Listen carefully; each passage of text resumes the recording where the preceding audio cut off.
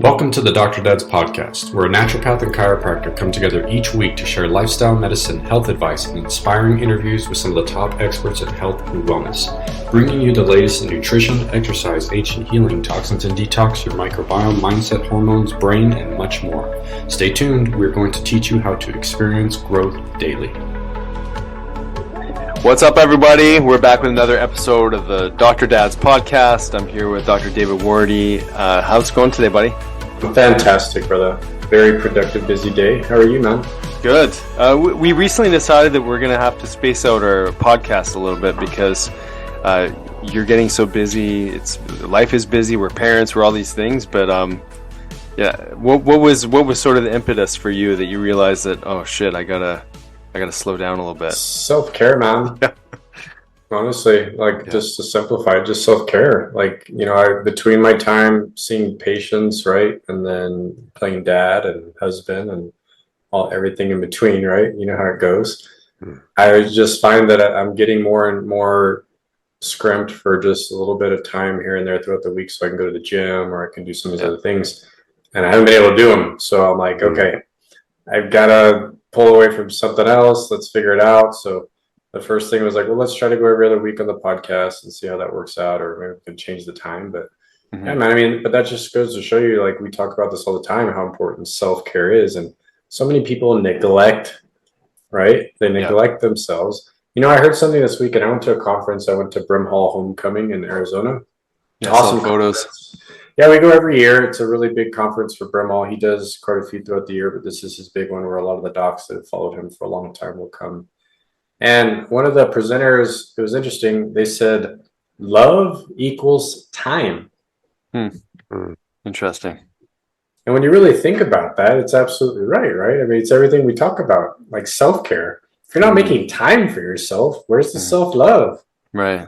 And how many individuals are constantly trying to love everybody else? They're caring for everybody else. They're giving their time to everybody else. And while they're doing this, they're completely neglecting themselves. So true. I had a lady come in, and it's different for everybody, right? But she had her father was ill, and he was at the latter end of his journey, and she had to spend time with dad and taking care of dad. And so she neglected herself for a couple of years, but she showed up in our office this week, and she's like, okay, it's time for me now. And you see it a lot, right? You see this like years of neglect, and then they want to come pile it up and say, okay, now I got to do something. So I think the secret of the sauce, right, is like, how do we habitually make time for ourselves and love ourselves so that doesn't happen, right? So yeah, I'll get off my soapbox, but yeah. Well, it's funny because the soapbox is so relevant to what we decided we're going to talk about today with our guests. So let's introduce them, and then we're going to dive into the 20,000 foot view of what it means to address self-care and where to start with our health, because the direction to where to begin and to filter all the noise of everything that we're being told by different gurus in the health space can be massively overwhelming. So we're going to tackle that conversation. So we had the pleasure of having Spencer Feldman on our Health Ignited podcast, who I like to call the mad scientist. He's just a disruptor in the field of health, which, David, you and I both know, like, that's where so much wisdom comes from when we get to start questioning a paradigm that we've bought into. I don't care if it's a conventional or an alternative one. So this gentleman, he's got a company called Remedy Link, which you can definitely check out the website. We'll put it in the show notes. Incredible supplements and suppository-based medicine. He's got something called an electron charger, which we talked a lot about in the last podcast. I mean, just a massive disruptor in the field and just a wealth of information. So Spencer, just such a pleasure to have you here on the call with us, buddy. Hey, thanks for having me again. It's interesting what you were talking about what a challenge it is, I think, for people who are trying to upgrade their health, whether they're got something chronic going on or they're in good shape but want to get better. And I could take for granted sometimes that I've been in the field for 30 years, and to put yourself back into the beginner's mind and be like, okay, what would it be like if I didn't know any of this and I just got given a diagnosis, or a loved one did, and what would that be like? And 30 years ago, or before the internet, if you were trying to find alternative medicine, you might a lot of the practitioners were, on the down low, and you'd have to know someone who knows someone, or maybe go to another country. And now we have the opposite. Now that there's so much information there, and some of it's really good, well-meaning. Some of it is well-meaning but not good. So you get somebody who they found something that worked for their very particular situation, and they want to shout it from the rooftops. But it's not for everybody, or they found something that works for them, but they don't understand the long-term consequences. Like, you'll get somebody that goes onto an all carnivore diet, and they're feeling great, right? Because suddenly their damaged microbiome isn't being harassed by all the vegetable matter and the lectins and the anti-nutrients, and they feel fantastic, and they're telling everybody about it, and they feel great for years and years and years, and then 5 years suddenly they can't eat any meat at all because they both functionally made a meat allergy for themselves, and now they're painted into a corner because what can they eat? So you've got people that have good knowledge and mean well. There's people that have bad knowledge and mean well, and then there's people have bad knowledge and don't mean well. They're trying to just take advantage. They'll make products that are really watered down with studies that aren't applicable to humans, and they'll just try to make a quick buck. And how does somebody who's trying to navigate and negotiate this landscape, this information landscape, find their way? And what I think the three of us had come to as a kind of topic for today's talk was, the view from 20,000 feet. Like, okay, what you're really looking for as a practitioner, old enough that they've had had experience, but not so old that they're stuck in an old paradigm, and someone that's really well connected, someone who, because you'll also see this functional split between people who are fully into the research and they know exactly what's going on, but they don't have the time to see people. And then they have the docs who see lots of people, but that means that they just don't have the time to go to every conference and read every research paper. So there's got to be you're looking for a team, if you can, of people, docs, maybe in their 40s and 50s optimally, where they've been around long enough to know what's working, young enough still to have enough vitality and to keep doing research, and someone with a good heart. And so, that's what I think that, with the decades of combined experience that the three of us have, we can offer your clients today. Just sort of this, hey, what would you tell your own family or loved ones about how to just take care of themselves and for the kind of things that typically go wrong? Wow, you just laid it all out. That was amazing, Spencer. And I love how you shared that, because Dave and I had talked about this before, where when we got into practice, we just thought we could do everything. Like, I would take it all on, right? And it's so humbling to look back at where we were when we were starting off, to think, man, you think you have it all together, and you hit so many important points when people are even considering, like, this is literally the first step. Where do you go for the information? And if you're a practitioner that you're trying to work with, A, doesn't have that experience, B, is too far gone, or seen so many patients, but they have no way, they just keep treating the same thing the same way over and over again without diving deeper and fine-tuning their skills or learning more. I mean, you're going to hit so many roadblocks in your health, and you might just give up on on hope. You might give up on the idea that there's a chance for you. So go ahead. Another challenge is the medicine that we have to practice today is extremely different from the medicine of just 3 years ago, right? Ever since post-vaccinosis, there's a whole new class of things coming on. So it's more than any one practitioner can do. It's just not realistic. So there's so much knowledge now. You really need to find a group of people or someone who's networked well enough to say, you've done this, you've been exposed to that. Okay, that's not my expertise, but I know who it is. But what I think we can offer is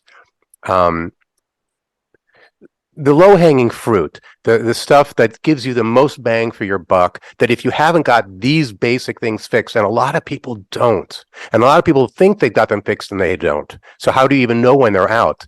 That let's talk about the basics, because a lot of people don't have the basics down, and they think they do, and that's where you get most of it. So, for instance, if we're talking about detoxifying, right? And detox is almost it's such an abused word in the industry because it's one of the words that the FDA doesn't have jurisdiction over, quote unquote. So everybody sticks the word detox on their product, whether it's something that's just a diuretic that makes you pee a lot so you lose some weight, or just some fiber, all the way out to a serious, a serious metabolic detox. So, 30 years ago, 40 years ago, detox wasn't that important, because unless you had an occupational exposure, right? You're a welder breathing in metal fumes, you're in a dry cleaning company breathing industrial solvents, or you're applying, pesticides and DDT. The world was not that bad. I mean, it wasn't pristine. We already started doing above ground nuclear explosions, but it wasn't what it is now, right? And so here's a perspective I like to give people on toxins when they say, "Oh, you're exaggerating the risk of it." So when a new chemical, and there's millions of them coming out, is brought into the industry, we're going to go into, say, our food supply, right? What are done are there are some tests on animals, and they try to find out does it cause cancer? Does it cause birth defects? Does it cause genetic damage? Any kind of diseases, mess up the liver?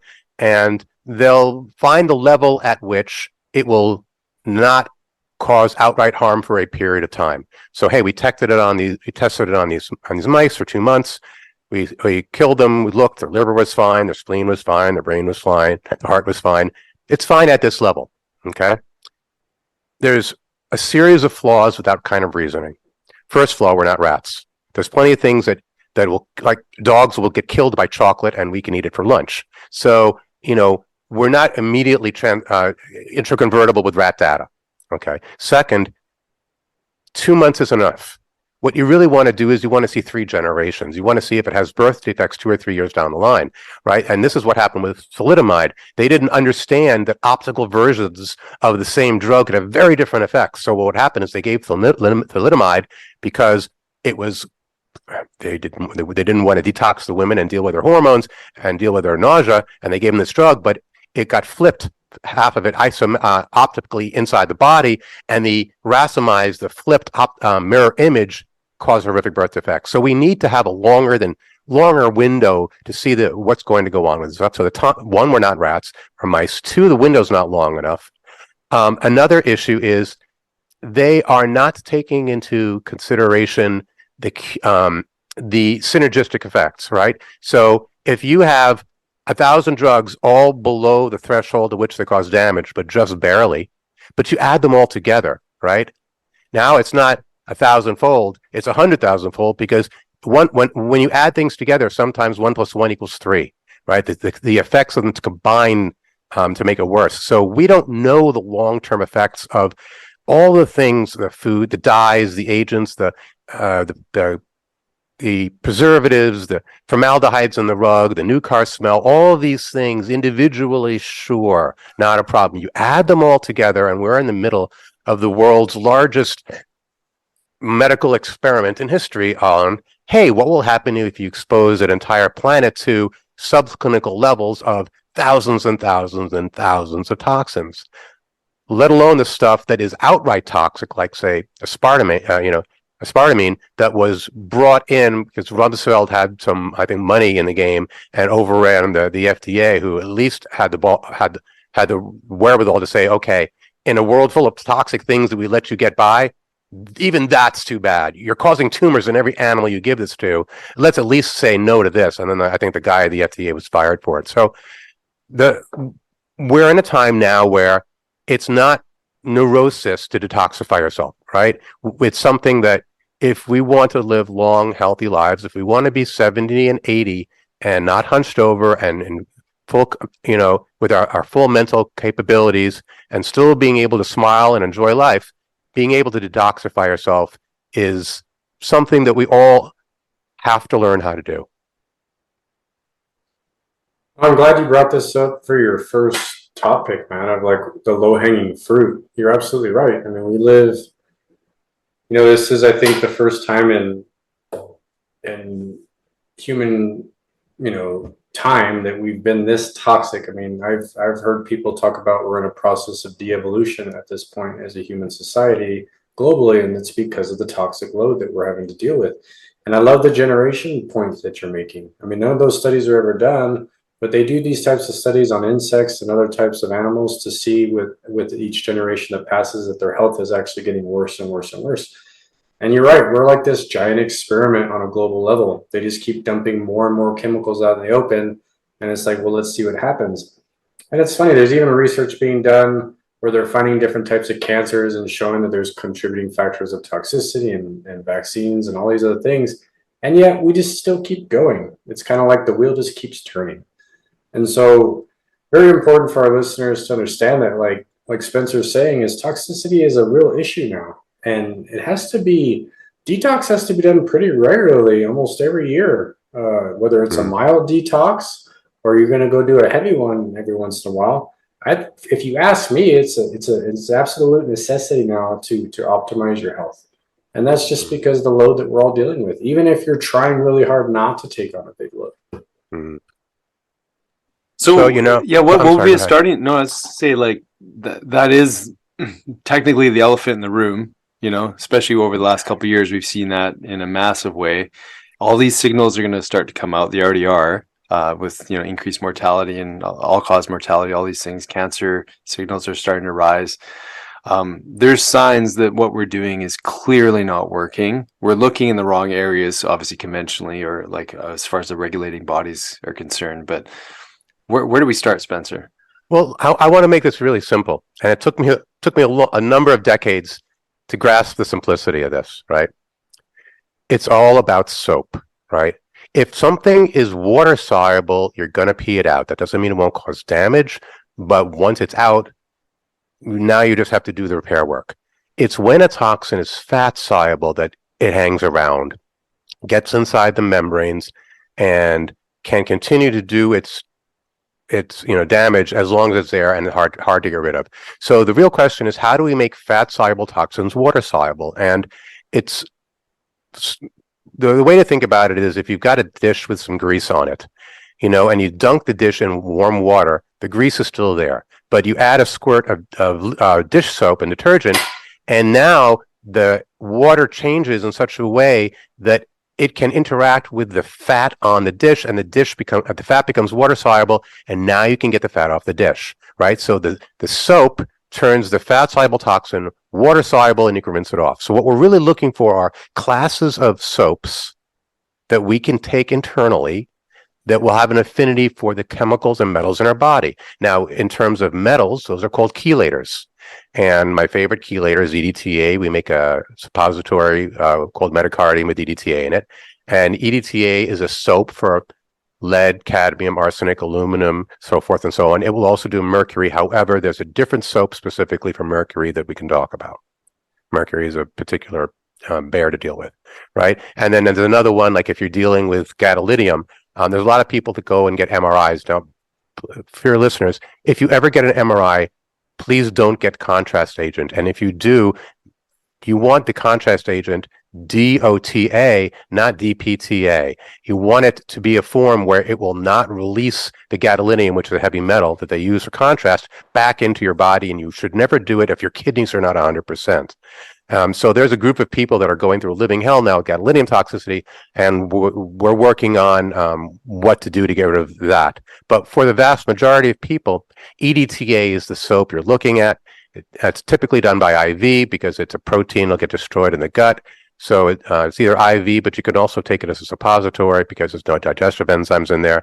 And to flush the metals out of the body once a year, great thing. Now, what's a little more complicated is flushing the chemicals out, because although there's only 6 or so metals that we are going to be encounter in our lives, there's a million different chemicals.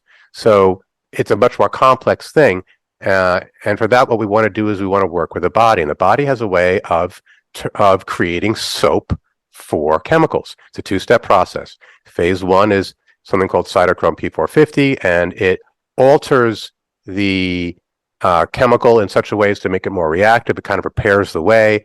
And phase 2 is when a conjugating agent like glutathione, but there are many others, glucolactone, sulfur, certain amino acids, B5, methyl groups, these will bind to this newly activated chemical That's so you've got this spot on that's been made receptive, and now it's turned the chemical water soluble, and you pee it out.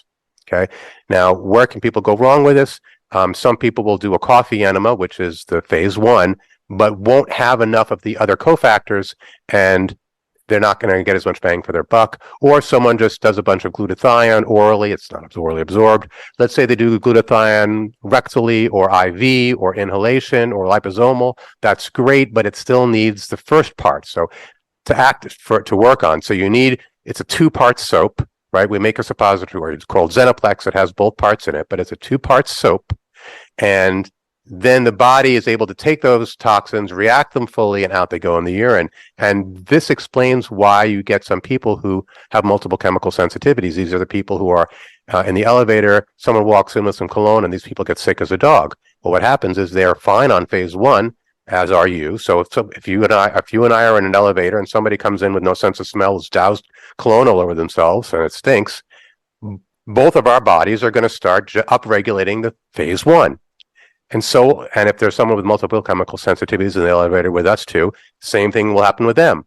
But then what happens is we have the glutathione and all these other cofactors that binds to the now altered chemical and is rendered soluble. The multiple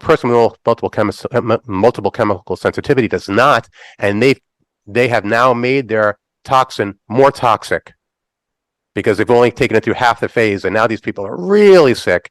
And you look at them and you're like, well, what's wrong? And they're like, God, it's the clone. You're like, what's the big deal? The big deal is for them, they couldn't finish the process and they're sick as a dog. If you take these people and you give them both phase 1 and phase 2, they're going to be miserable for 3 or 4 days. But by the end of a week to 10 days, they're going to be completely different people. And they're the canaries in the cage, in the coal mines, right? We're all going through this process to a degree, right? We're all running out of phase 2 conjugates. So adding the ability to flush the chemicals out of your body along with the metals, great thing to do. Having said that, I want to talk to you about a couple of traps that can happen. Trap number 1. So before we get into that, can you comment a little bit on Cytochrome P450? Like how do you upregulate that soap? Coffee. Well, the classic way is a coffee enema. Mm-hmm. I don't like doing enemas. Suppositories don't bother me. I mean, the suppository is, this big, and it's in 10 seconds. So a little bit of organic coffee rectally will trigger the liver. So basically, you're psyching the liver out. You're telling the liver, here comes some toxins. These coffee acids, they're not really toxic, but the liver kind of acts like they are. And so the liver goes through the process of getting ready to clear all the coffee. And while it's doing that, you're simultaneously giving it all these other phase 2 conjugates. And while it's doing that, it says, well, now that you mention it, there are all these other fat-soluble toxins that have been getting stuck inside our membranes. And we've got all this extra cytochrome P450 now, and we've got all of this other conjugates. Let's just clean up. We might as well. All right, let's go to it. And then the whole body gets flushed.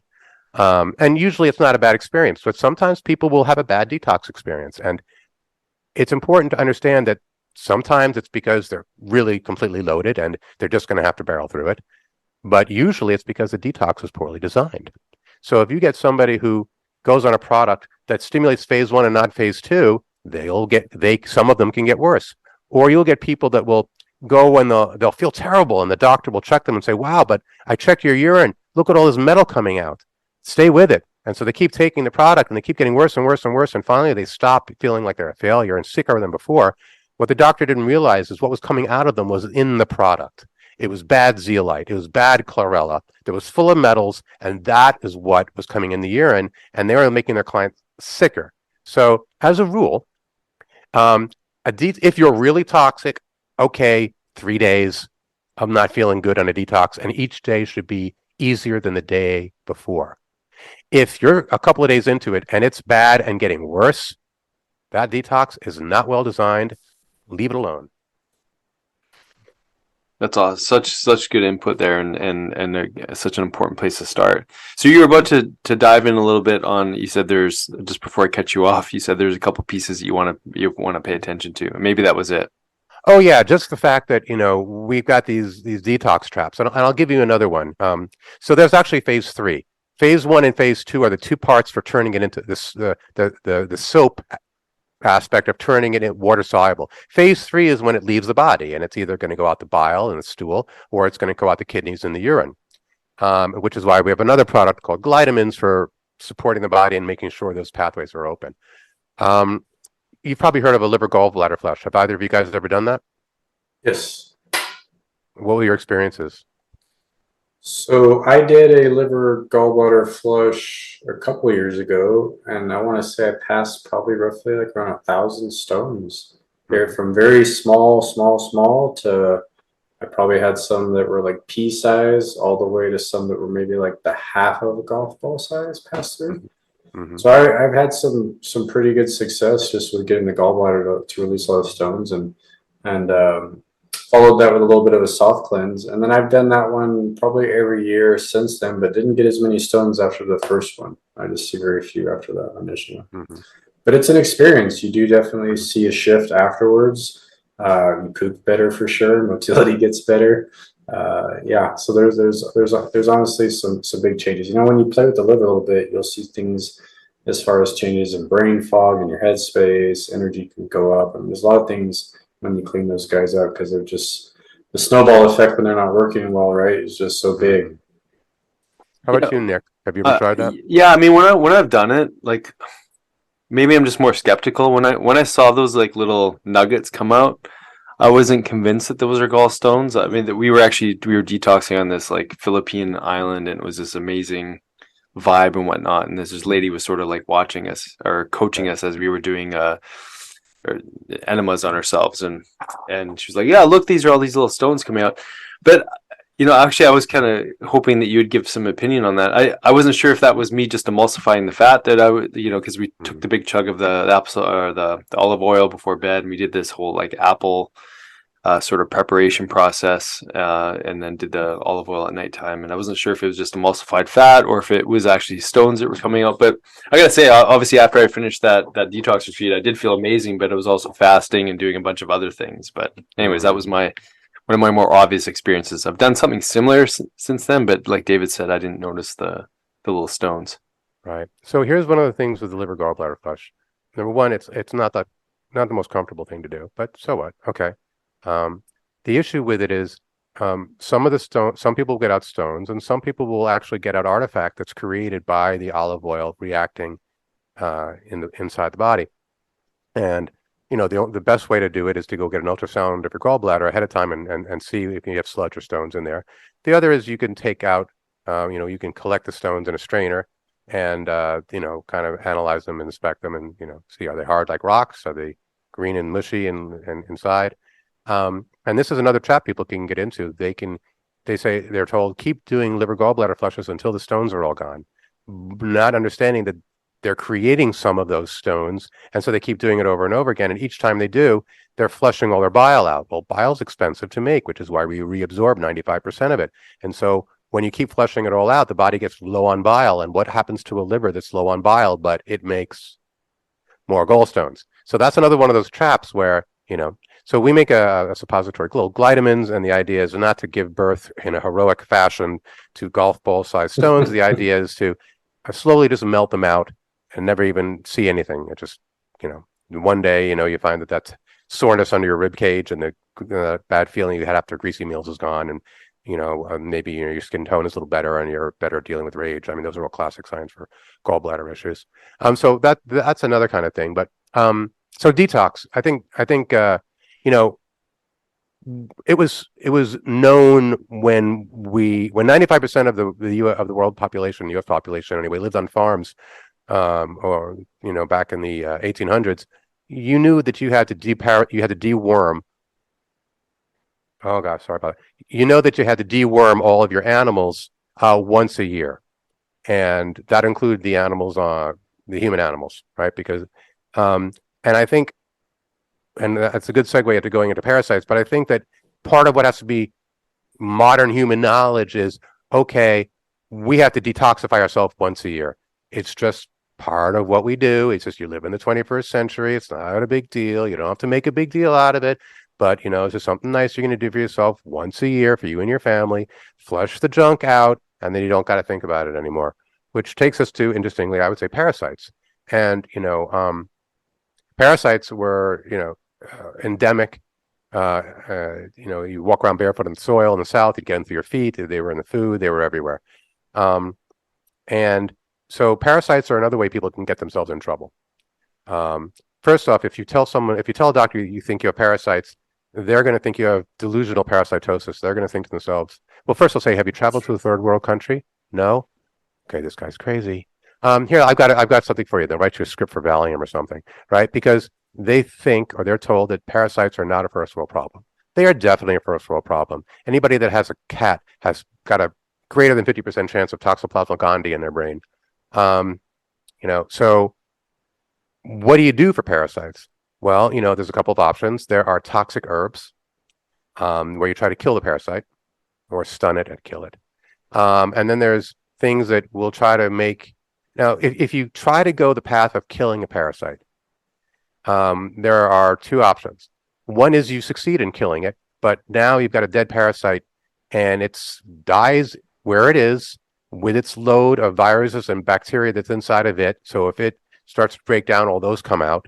And then now the body's got to try to encase that in like this little white varnix coating to try to isolate it out like a little pearl irritant in the body. So that's not the best way to go. Another option that's not so great is you don't kill the parasite, you just piss it off. And now the parasite starts digging deeper into the tissue, deeper into the liver, deeper into the lungs, deeper into the heart, deeper into the brain, deeper into the eyes. And now it's really hard to get it out because it's completely, gone, hip deep into places where angels fear to tread. So the way I like to get rid of parasites is I like to ask them to leave. Convince them to leave, make them want to leave. So, I want you to imagine that you've had a nice party, but your drunk uncle, your uncle with a drinking problem came over, and he's drinking and he's knocking over things and he's getting argumentative, and you could you could try to roughhouse and force the guy out, and maybe you'd succeed, maybe you get hurt, maybe things would get broken, or if you're really clever, you say, hey, uncle, thanks so much for coming. I'm so sorry we're out of alcohol. We just went dry. But you know what? There's this amazing bar down the street, and why don't you head on over there? We'll get someone to drive you, and you'll have a great time. And then, maybe we'll see you later on tonight, when we've got some more. We'll call you when we've got some more. And then he goes because he wants to go there, right? It's not a fight. You've convinced him it's in his best interest. So how do you convince parasites it's in their best interest to leave? And you can do that actually with electricity. If you go on YouTube and type in like electricity, 12-volt battery, fishing, and worms, you'll come up with these videos of country folk who go down to the riverside with a 12-volt battery. They stick by the river, they put electrodes on it, jam them in the wet soil, and a minute later the worms come out because they just can't stand the electricity, right? So that's, we've made this device called the electron charger, which I made for reasons other than parasites. But one of the first people to get it was a woman with stage 4 cancer, and she told me she passed 2 cups of worms. Using it. So, now most parasites you can't see with the naked eye. Most of them are amoebic or tiny little things, but you'll occasionally get the wrigglers, the actual worm-shaped things, and sometimes even the liver flukes come out. So deworming oneself. And you could argue, I don't live on a farm and I don't travel third world. I'm like, okay. How about the migrant workers from third world countries who are not given up places to go to the bathroom and wash their hands when they're out in the fields picking your green beans and your strawberries and your what have you, the things that still require a human hand to deal with that haven't been automated yet, right? We are all, unless you're cooking everything you eat or never eat meat, you are exposed to parasites. And I got into the point where I think I can tell from someone's voice on the phone with me when it's parasites, because there's a certain something to the way in which they speak, the way in which they're thinking. And half the time someone thinks they have parasites, and I'm like, look, I know you think it's parasites. I don't think it is. You don't sound like the way people sound when they get parasites. And I wish I could explain it to you. Maybe you know yourself, you've recognized that there's a certain kind of, I don't want to call it crazy, but there's a certain way that the brain of people who have parasites get affected, that once you've seen it enough times, you're like, that person's got parasites. That person's brain is reacting to parasites. I can tell it in their behavior, right? So And then sometimes I'm listening to somebody and they think they need this and they think that I don't. I'm like, I think it's, I'm like, I'm not a doctor. I can't say this is parasites, but gosh, how would you feel about a good anti-parasitic cleanse, right? And the nice thing about a good anti-parasitic protocol, unlike the poisonous drugs, is if you do it right and you don't have any parasites in you, you haven't hurt anything, right? Right? First, do no harm. So, yeah, I mean, our charge is great with parasites and other things, but I think parasites are another low-hanging fruit, another great way, because, parasites manipulate the immune system so that the immune system doesn't fight them. Well, when the immune system doesn't fight parasites, there's a whole bunch of other things the immune system doesn't fight, like cancer, like all sorts of other things. So having parasites is like basically turning, knocking the immune system down, several orders of magnitude. I mean, the parasites themselves might not cause that much damage, but what they do in order to get your body not to attack them is the real problem, from my perspective. That's super helpful to hear from that perspective. I mean, because they can be something that sounds so out of reach, and also like that. Well, that can't be my problem. And so, but bringing attention to the fact that the likelihood of all of us having some load of them in our system is, it's just a reality of living on this planet. So that's super helpful. David, do you want to share anything there? Well, no, I mean, I just think it's interesting, and I'm glad you brought that up, because conventional medicine doesn't ever want to recognize that that's actually an issue. And I think they're just barely starting to like dump more research into addressing parasites and these types of things. But Spencer, I love the way you describe how to go after them. I don't think I've ever heard anybody, using, I think you said you have like an electron charger that you're using to go after parasites. I mean, that makes sense. I mean, and do you put any products along with the electron charger when you're trying to do these cleanses? Is that part of the protocol? So, good point. When I suspect parasites, in addition to the electron charger, which, I like to have people put over their abdomen, and then, you got to give them fair warning. Got to be, look, just things may come out of you. And if you don't want to know if things are coming out of you, when you go to the bathroom, don't look and just flush, right? No one is going to judge you. That's going to freak you out. And some people no, I want to see what was in me. And they'll send, you get pictures of, mason jars, or in the mason jars with alcohol and all sorts of creepy things that came out. And I'm like, great. So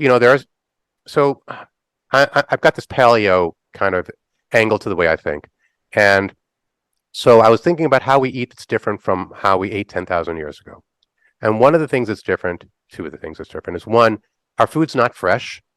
And two, it's been genetically bred to be different. When I mean not fresh, I mean, if you were to eat oregano, fresh oregano, because you happen to have some growing in a pot outside in your kitchen garden, that's an entirely different experience than having irradiated, dried oregano that's been sitting, in a jar in glass for 6 months in the supermarket. Because all the essential oils are gone within a few hours, and the essential oils are one of the ways in which plants protect themselves. They have the same viruses, fungi, parasites, cancer, bacteria that we have to deal with. So they secrete these essential oils that knock them out. And when we eat plants that are fresh, we get those essential oils. We have basically outsourced our immune system to the plant kingdom, which is one of the reasons I'm not a fan of a full carnivore diet, because there's a benefit to plants. You just have to do it intelligently. So the first thing is we've lost the essential oils. And the second thing is we have shifted the plants from bitter to sweet, right? Grapes and apples in Roman days were bitter, sour things. Carrots, we've turned these things. I mean, these are sugary monstrosities compared to what they were 10,000 years ago. And by making them sweeter, they are more palatable. But by removing the bitters, the bitter are the second class of medicinals that plants use. Essential oils are the first, bitters are the second. And bitters work to confuse bacteria. They work on something called quorum sensing, where they basically interfere with the ability of these microorganisms to communicate with one another. Because when they work together as a group, as a biofilm, as a super community, they're orders of magnitude more resilient, more intelligent, more resourceful than when they are all individually trying to figure out what's going on. So when you knock out their communication lines with bitters, they're all on their own and they're a lot easier to pick off. So I made a product called Zoibin. It's got a bunch of essential oils and bitters in it. It tastes god awful. Sorry, shouldn't take the Lord's name in vain. It tastes pretty bad, and on purpose. So what I would say is, look, you're getting super sweet fruit and vegetables all day long. Just deal with it. Just take a little swig of this now and again to balance out the fact that you have got this strangely abstracted and altered food source. So even if you're eating super uber healthy, even if you're growing all your own food, the seeds you're using are not normal. Even if they're not GMO, these are not the kind of things we were raised on. So that is something that I would like to add in with the parasites. That's crazy, right? I mean, man kind of stepped in and decided, well, let's just change this and let's change that. And like, you go how many decades down the road and our whole food supply has changed. Everything from we bleach things because they say Americans don't like the color to we strip things of, and I haven't even heard that about the apples and the grapes, but that makes complete sense, right? I know they're doing it to our vegetables and our fruit just to alter the taste of these things, but I love the point you're making about the bitters and the essential oils, because all these things that I think in other countries that they eat and don't think twice about because they're getting it fresh, our food is so processed and we've had a million things done to it. Like you're saying, the seeds aren't even the same at this point. And we can't get these essentials that we need to fight these things off like parasites all the time. So very good points, man. So you're saying the Zoibin, that's basically a biofilm disruptor, is it? Or well, I can't make any claims. What I can say is that when I wanted to try to eat in a primitive manner and realized I couldn't with the foods that even I could grow, that was my solution to it. And I didn't know what this product was going to do. I simply said, it seems like a good idea, and I'm going to make it available to people who want to experiment. And I have people using it for the darndest things. And a lot of people swear by it. It's just, the body can do a lot of things if you can just set it up for success. And evolutionarily, we have been growing side by side with the pharmacopoeia of plants for 100,000 plus years in our current form, right? Mm-hmm. And to suddenly in the last 10,000 years yank away that, I don't know if in the X number of 30 generations it's been in the last 10,000 years, if we have had the ability to shift, alter and make up the slack. Like you could say that now we're going to, as time goes on, we're going to have bigger and bigger livers to deal with the toxins, right? We're going to start seeing people with, just the shape of the human body is going to change to deal with the fat, right? So we're going to change to deal with these things. The body's going to alter, the immune systems will alter, but it won't necessarily happen in a single human time frame. So for myself, knowing that I'm going to be dealing with these biofilms, and we could talk about biofilms too. That's a whole fascinating topic about, So, all right, let's talk about biofilms for a second. The body is not sterile. It's not just the gut. There are microbiomes everywhere. There's a microbiome in the brain, in the lungs, in the liver. Every different square inch of skin has a different ratio of bacteria in it. The urogenitals, everything has a bacterial group there, and you want to make sure the right one's living there. And this is one of the problems with antibiotics: is it can knock out the species of one particular area and then let something bad get in there. But one of the things that happens is these biofilms form, and the way in which Koch's postulates, the guy that kind of discovered germ theory, he was looking at the cause of some really nasty planktonic bacteria, meaning bacteria that kind of free float around like cholera or whatever, and then you get it, and even a healthy person who gets it can kill them. And modern medicine is based on observing, culturing, and killing these free-floating planktonic bacteria. And thank God they did, right? Because before then, a lot of people died of bacterial infections. A lot of people, I mean, you might say all those old doctors giving antibiotics to everybody for everything 80 years, 70 years ago. Understand that they watched a lot of people die in 3 days. These are doctors who someone would come in and would be fine on Tuesday and dead on Friday from a bacterial infection. So yes, they were thrilled with antibiotics. They just didn't understand and overshot the mark and didn't realize that you have to reinstate the gut microbiome afterwards and how to do that. And I can talk about that. So these planktonic bacteria don't make biofilm. They just float around and they're very aggressive. But there are 95% of the bugs we deal with are not as aggressive. They're composter agents. They're opportunists, and they get in and they don't grow really fast, and they make a slime layer that the immune system can't penetrate, called the biofilm, and they hang out in there, and they are kind of waiting to see if the body is strong or not. And as the body starts getting weaker, they start setting up shop and sending out, spores to colonize distant tissues of the body and causing chronic disease. So knowing how to disrupt the biofilm so that you can get the immune system into it, it's an important trick. But you're never going to be free of biofilm because even good bacteria make biofilm. So it's not that you want to clear biofilm. I mean, there's Arnold Ehret back in the 80 years ago who was talking about the mucusless diet system, saying you must have no mucus in your body. No, you need some mucus in your gut and in your mucous membranes, but the right amount, right? So yes, essential oils are disruptors of biofilms. And when you disrupt the biofilm, you make it 1,000 times more sensitive to whatever it is you're going after it with. So, a bacteria in a biofilm is 1,000 times more resistant to any drug or an antibiotic or even herbal mix than if the biofilm is disrupted. So you want to be able to break it up because the white blood cells will get in, they'll go about 2 cells deep, and then they're stuck and immobilized. So yes, that's an important thing to know how to do. And it's nothing we never had to think about because as long as you were just eating food 10,000 years ago, you got the essential oils, the biofilms were held at bay, you got the bitters, the bacteria was confused, right? So there's that. Have you heard of turpentine being used for biofilm busting? Absolutely. So Absolutely. what are your thoughts on that? Huge fan of it, and I think calling it turpentine does it a disservice because you'll find turpentine right in the hardware section as a paint thinner. Yeah. It's essential oil from the pine tree. Yeah. Right, and I use that.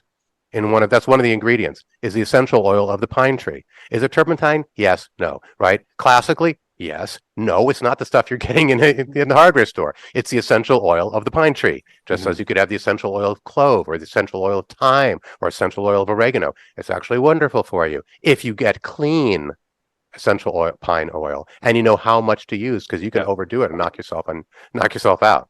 Yeah, right. There's a dosage to it. Well, it's interesting because I've used that topically on my kids when they've got congestion in their lungs, and it's like I mix it with a homeopathic cream for just sort of congestion, lymphatic flow, and whatnot. And I mean, it seems to work better than just with that cream on its own. So I feel like there's some disruption and penetration that's happening across the transdermal layers. Essential oils are fantastic. The challenge is most people only think of them as smells. Right. That they're going to put on as cologne. And out of, when I was designing Zoidman, I got the textbook on essential oils and it had, 300-400 different essential oils in it. And I went through and anything that would cause birth defects or cancer or sensitization or liver issue, yada, yada, yada, got crossed off. And out of 400, I found 5. Right. So there's not that many essential oils you can actually eat on a daily basis, but there's some that you can, and you should. From my perspective. Awesome. So we hit on detox, we hit on parasites, biofilms. What are some other low hanging fruits that you feel like are important in this discussion? Let's talk about the microbiome. If there's a hurricane coming and people run out to the store, what's the first thing they buy? And that there's a run on? Toilet paper, apparently. Okay, so let's say that you wanted to buy a horse, right? And it's the 1800s, right? And you're tasked with going and buying a horse. So you go and you go to the horse dealer and the guy goes, I got a great horse for you. And you're like, sure, how much do you want? He goes, I want, 5 gold pieces. I'm like, okay. And you go to the horse and you open the horse's mouth. That's the first thing you do. You look at its teeth. Why are you looking at its teeth? We'll see how healthy it is. It's the beginning of the microbiome. Health, but also how old is it? That's why you never look a gift horse in the mouth. You never ask how old it is if it's being given to you. You just say thank you because the gums will recede. And so by how long the tooth is, this horse isn't 5. This horse is 8. Come on now. Right? Is the horse healthy? Absolutely. No problem. Put your hand on the back of the horse. You slide it as you go around its backside so it knows where you are and doesn't kick your head off, right? And you lift up its tail and you look, and what do you see? It's soiled itself. There's horse poop all over the place. You drop the tail and you're like, what are you going at? This horse is 8 years old and it's got a sick gut, because no healthy animal soils itself. I'm going to say that again. No healthy animal soils its own backside. You don't see horses after they go to the bathroom squatting down on the prairie and rubbing their butt in the grass to clean themselves off, right? No animal. Well, animals sometimes will do that if they're sick, right? But they're not supposed to do that. They don't need toilet paper. Why are we different? We're animals. Why do we need toilet paper? Because we're soiling ourselves, because we're sick, because our gut is not healthy, right? So when That's you a go big to one. the bathroom and you use toilet paper and you wipe, there should be nothing there. And a lot of people are going to hear that and go, yeah, no way, not possible. I use 3, I use 5. I don't want to admit it. I have to wipe 7 times. It's a catastrophe. And this is why people are going and running there to get toilet paper, because their guts are catastrophically ruined. Okay. So the goal is to get to the point where you do not need toilet paper, and it is easily done. So let's talk about how to do it. This part of the podcast will probably be the one that people are going to have to listen to over and over again, because who's not guilty of that, right? Like, who hasn't been there? Yeah. Right. So look, if you can spend $600 and get a stool test and know all the species that are in there and so forth and so on, great. But there's 3 quick, down and dirty things you can do on your own to find out. 1, do you need toilet paper? And the answer should be no. 2, how long does it take between when you eat and when you go to the bathroom? And someone will say, I'm not constipated. I go every day. I'm like, yes, but what came out of you today on the 24th, what day did that go into you? If it went into you on the 14th and you go to the bathroom every day, but it's from 10 days ago, that's a problem. So you take a tablespoon of liquid chlorophyll, green stuff, and you drink it, and you count the number of hours it takes until your stool turns green. 18 to 24. That's what you want. For most people, it'll be 48 to 36, sometimes 72, sometimes. The doctors will tell you it's normal to go to the bathroom from 3 times a day to once a week. That's not normal. That's catastrophic. But they don't know how to fix it. All right, you could say it's not normal, but it's average. And there's a difference between normal and average, right? We should not misconstrue the two. So what do we need to do for a ruined gut?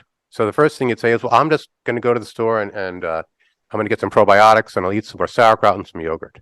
Well, the bacteria that are available commercially are at this moment not the ones you need. These are the ones that grow easily. Like a lot of them are meant for infant guts, not for human. The bifiduses, the lactobacillus are good, but really they only represent a tiny fraction of what should be in your gut. What really should be in your gut, it's very hard to get. We could do a podcast where I could give you a link of where you could get some of these really important probiotics that a lot of them you can't even get here in the U.S. for the gut. So a lot of people, were on formula because, especially my generation, mothers of people in my generation were told by doctors, you don't want formula. That's primitive, old, poverty thinking. You want the latest and greatest science has to offer your baby. You want formula. You don't want milk.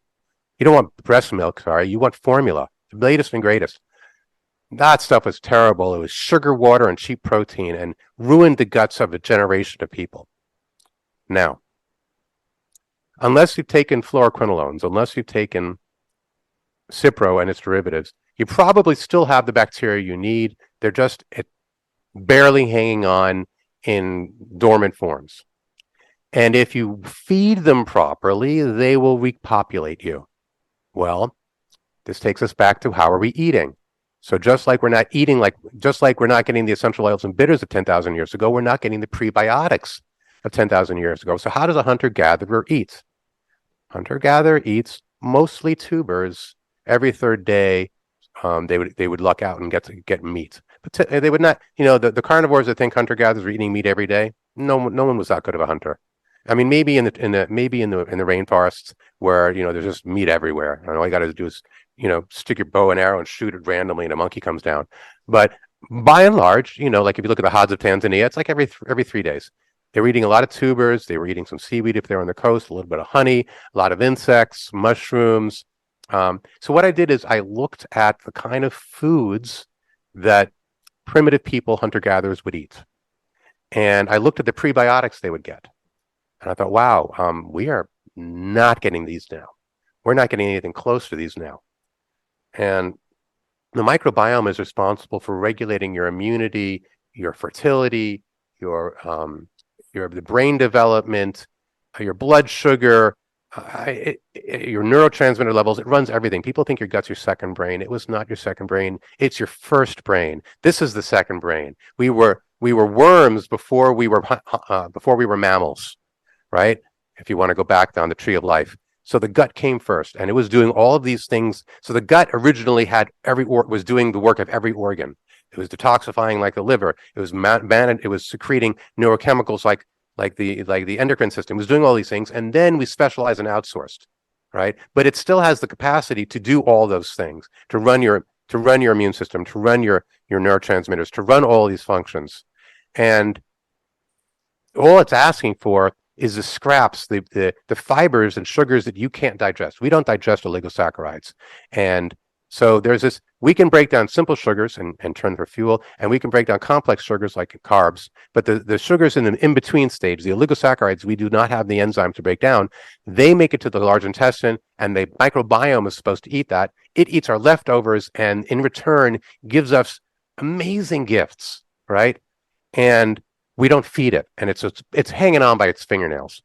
And so people are like, oh, they're anybody who comes with basically any kind of problem that is not regulatory, is where the homeostasis isn't working, their immune system's too strong or too weak, their neurotransmitters are too high or too low, their blood sugar's too high or too low.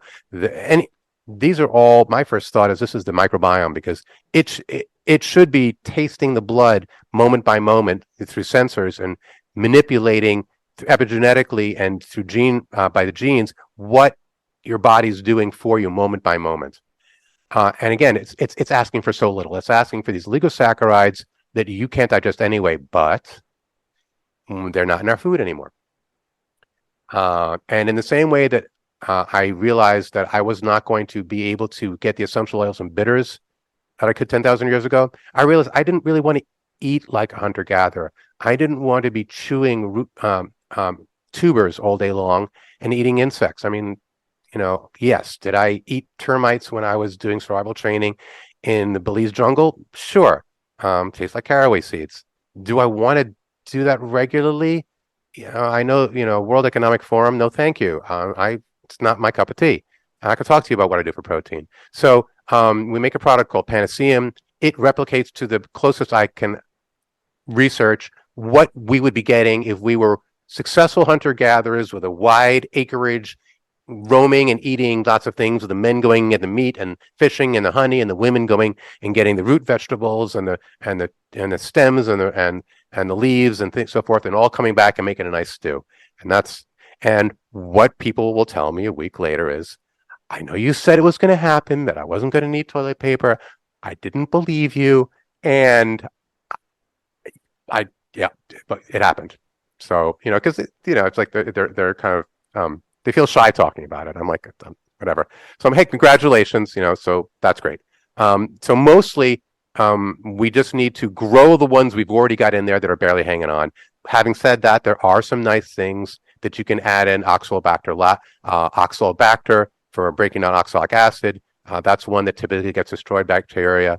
I can give you a list of some of the more rare ones that are nice to kind of collect. And what I like to do is I have a medical grade fermenter, but you can you keep it at 95 degrees. So I'm working on the perfect ratio. I mean, you can use carrot juice. You can grow these things in carrot juice. They go really well. In 2 to 3 days, it'll be sour and bubbly. You drink it down. And basically, you've outsourced your microbiome, and now you're getting massive amounts of short-chain fatty acids, which is part of what these things make, right?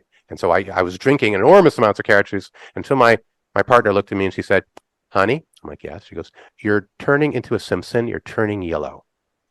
I'm like, really? She goes, because I don't look in mirrors anymore. Yeah. And she goes, yeah, you're looking like a Simpson. I'm like, and I looked in the mirror. I'm like, It's not just the lighting. She goes, no, no, no. And so I had overdone the beta carotene, so I had to stop that. I'm getting back into it slowly. I'm not doing a quart of it a day because it was so good, it was addictive. And so I'm working on coming up with a growth medium, which is probably going to be agave and coconut water. And when I've got that fixed, I can share it with you, and then we'll make it available. Like, okay, mix these two things and some water, and then mix these two sugars, this amount of water, probiotic of your choice, hold it at 95 degrees, and you will make, rather than going to the store and getting something with 2 billion units that may or may not even be alive anymore of the bacteria that you only needed when you were 2 years old, you're going to have, we don't usually use word numbers this big, a lot more zeros at the end, quintillion, quadrillion, whatever amounts of the stuff, and that's going to overpower the bad guys that'll be in the small intestine, causing SIBO and all sorts of fun things. That's amazing. You shared so much information today, Spencer. It's just so helpful for the listeners. I know the next time there's a pandemic, we'll just stock up on the Panaceum instead of the toilet paper, and we'll just start handing out like candy. So if everyone knew to like really feed their microbiome, I mean, it's such a simple concept. It's so important. It's so missed. It's just over the heads of most people. They don't pay attention to the fact that the reason they're not feeling well is because the microbiome, like you said, hanging on by a thin thread. That's powerful information. Quick question: have you followed William Davis? And he's got he talks about his yogurt that he says is SIBO proof in 1 month if you start his yogurt program. I don't know if you followed any of what he was sharing. I've had. I'm aware of it, and no doubt some people are getting results. One thing rarely helps everyone. Yeah. And SIBO is very complicated because you have to get the bile moving. You have to make sure the major motor complex is moving properly. You have to make sure that the gut wall isn't leaking because of the glutes causing upregulation of certain elements. So SIBO is a bit more complicated. Yeah. So you have to bring the zonulin levels down. There's a lot of stuff you have to do with SIBO, which for those who've never heard of it, SIBO, small intestinal microbial overgrowth. That bacterial overgrowth, but now we realize it's not just bacteria, it's all sorts of microbes. So I call it SIMO rather than SIBO. Yeah. I love it. There's so much more to talk to you about, Spencer. We'll get you back for part 2 because obviously we just scratched the surface. But I think the foundation that you laid out for today, like that 20,000 foot of looking down and just addressing these big, like these are huge things that we can all do something to tackle. And you shared such amazing wisdom today. David, anything you want to? This has been great. We definitely got to get you on again, buddy. I had a blast just listening to you and your wealth of knowledge, and I was looking on your website before we got on today, and I find myself wanting to try some of your stuff. So I'll probably be making some orders pretty soon and try some of your all stuff. But definitely would love to have you on for part 2 because, like Nico said, there's a whole lot more we can talk about with you. So thank you. There's one last thing I'd like to just present about the microbiome, and that's a lot of people think, oh, I digest fine. My microbiome is fine.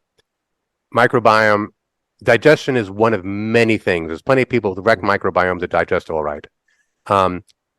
So what I normally we do consultations, and people will call up and I say, well, what are you looking at fixing? And they'll give me like these 10 things, and then it's obvious one of the main things is going on is their microbiome. I'm like, let's address this first. Like, what about these other things? I'm like, you may not need to once your gut's fixed. Those all might be echoes. Those might be second level events. If you get the gut fixed, but I digest fine. I'm like, yeah, but you need to wipe how many times? Like, yeah. I'm like, okay, so your gut's out. You got to just get that into your head. If you need toilet paper, your gut is out.